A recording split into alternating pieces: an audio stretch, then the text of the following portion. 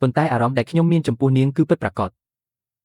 កាន់តែបាននៅក្បែរនាងខ្ញុំកាន់តែលងស្រឡាញ់នាងខុសប្លែកពីស្ត្រីគ្រប់រូបដែលខ្ញុំធ្លាប់ជួបខុសប្លែកទាំងស្រុងខ្ញុំមិនដែលនឹកស្មានដល់ឡើយខ្ញុំមិនដែលចាត់ទុកនាងជាស្ត្រីដែលត្រូវពឹងផ្អែកលើបុរសឡើយនាងប្រៀបដូចផ្កាមួយទងដែលដុះចេញពីស្នាមព្រះនៃជញ្ជាំងដូចផ្កាវលត្រែដែលខំតស៊ូរស់នៅក្នុងស្នាមព្រះនោះប៉ុន្តែរបស់វាបានចាក់ច្រៅចូលក្នុងបេះដូងខ្ញុំរួចទៅហើយអូដូច្នេះលោកមានមនុស្សក្នុងចិត្តរួចហើយខ្ញុំនឹងឲ្យបតាខ្ញុំប្រគល់កាដូភ្ជាប់ពាក្យត្រឡប់ទៅវិញសូមអង្គុយចុះនាងការភ្ជាប់ពាក្យនេះមិនមែនជាបំណងរបស់ខ្ញុំតាំងពីដើមឡើយទោះបីថ្ងៃនេះគ្មានរឿងនេះកើតឡើងក៏ដោយខ្ញុំក៏នឹងមកលុបចោលការភ្ជាប់ពាក្យដែរយឺតតើលោកគិតថាខ្លួនជានរណាបើគ្មានអ្នកអុកញ៉ាវ៉ាឡូរនៅពីក្រោយសាក់មើលទូទាំងរាជធានីទៅតើមានគ្រួសារណាចង់រៀបកូនស្រីឲ្យព្រះអង្គម្ចាស់ដែលគ្មានអំណាចឪពុករបស់លោកគ្រាន់តែជាមន្ត្រីកត់ត្រាតូចម្នាក់នៅសាលា Helen ប៉ុណ្ណោះលោកគ្មានសិទ្ធិមកស្ដីបន្ទោសខ្ញុំទេលោកខ្ញុំនៅទីនេះហើយតើលោកចង់ធ្វើអ្វីលេងដៃឈឺណាស់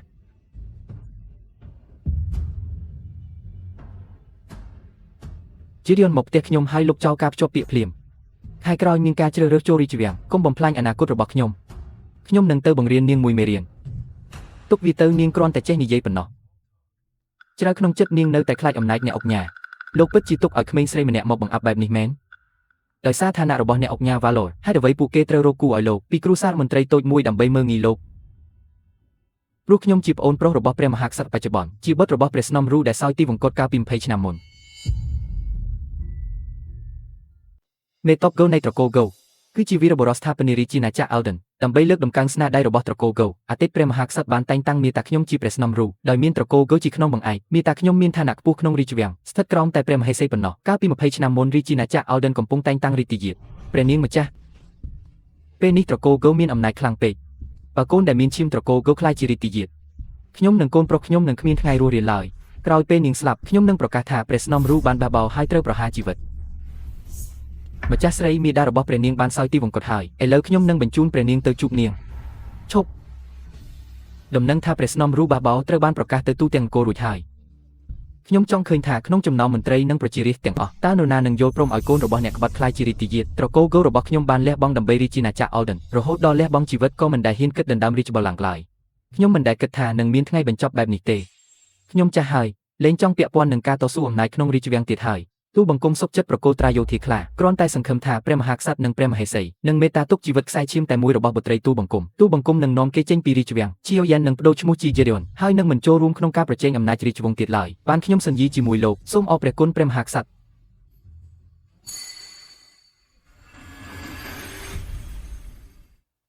មិនអាចទៅរួចទេតាមពិតបិតារបស់ខ្ញុំនៅតែឈរនៅខាងខ្ញុំក្នុងរាជវង្សគ្មានសេចក្តីស្រឡាញ់ពិតប្រាកដឡើយអ្វីទាំងអស់នេះសុទ្ធតែជាផែនការរបស់បតាខ្ញុំត្រកូលរបស់ព្រះមហេសីមានដើមកំណើតទាបបតាខ្ញុំជាអ្នកលើកតម្កើងពួកគេស្នាដៃរបស់ត្រកូលគេធ្វើឲ្យគាត់មិនអាចចាត់ការដោយផ្ទាល់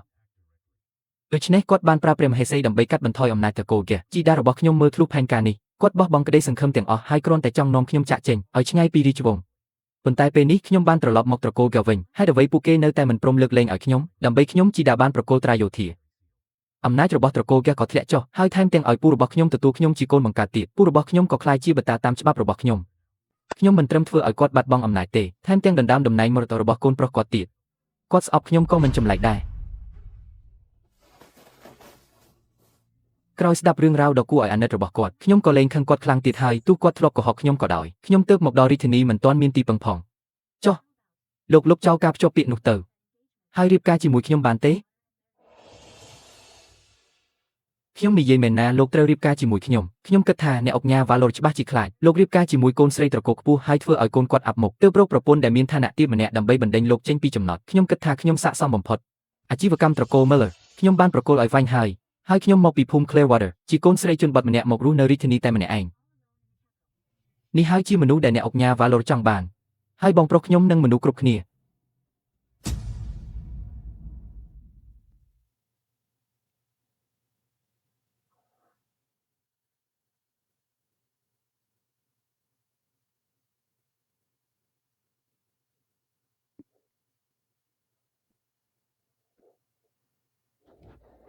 កុំតន់រំភើបពេកលោកជាតួឯកប្រុសដែលមានវាសនាសោកសៅទ្រព្យសម្បត្តិនិងកិត្តិយសរបស់លោកខ្ញុំមិនមានវាសនាបានរីករាយជាមួយទេប៉ុន្តែញីជាព្រះអង្គម្ចាស់របស់លោកនៅតែអាចបន្លាចមនុស្សបាន សម្រាប់អាជីវកម្មគ្រួសាររបស់ខ្ញុំគ្រាន់តែប្រើឈ្មោះលោកទៅដាក់សម្ពាធគេក៏ធ្វើឲ្យការងារងាយស្រួលជាងមុនចាត់ទុកថាយើងទាំងពីរផ្ដល់ផលប្រយោជន៍ឲ្យគ្នាទៅវិញទៅមកបានចង់ប្រើខ្ញុំយ៉ាងណាក៏ប្រើចុះ